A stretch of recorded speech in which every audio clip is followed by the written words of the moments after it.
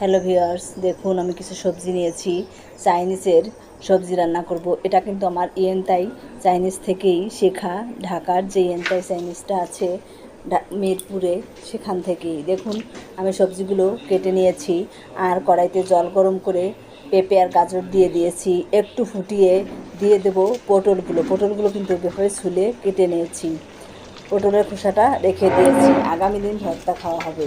দেখুন এখন সবজিটা হয়ে গিয়েছে, পেঁপে আর গাজরটা এখন পটলটা দিয়ে নামিয়ে নিয়েছি। আর কড়াইতে পেঁয়াজগুলো কিউব করে কেটে মাংসটা দিয়ে শুধু লবণ দিয়ে অনেকটা সময় কষিয়ে আগে থেকে সিদ্ধ করে জল ঝরিয়ে রাখা সবজিটা দিয়ে দিয়েছি।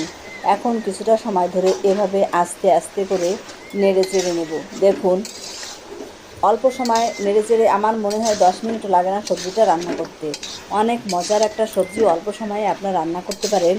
এভাবে খেলে পারে বাচ্চারা চুপের মতোই কিন্তু খেয়ে নেবে।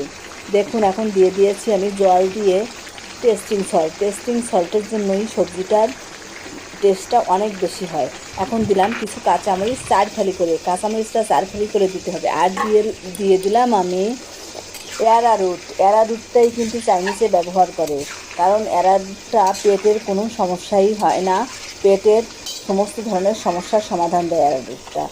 দেখুন এখন আমি সবজিটা কিন্তু একদম নামিয়ে নিয়েছি, ঝোলা ঝোলা করে। অনেক মজার একটা সবজি, কালারটাও কিন্তু ভালোই রয়েছে। কোনো রকম কোনো ঝামেলা ছাড়াই সবজিটা আপনারা একবার এভাবে রান্না করে খেয়ে দেখতে পারেন। ভালো থাকবেন সব।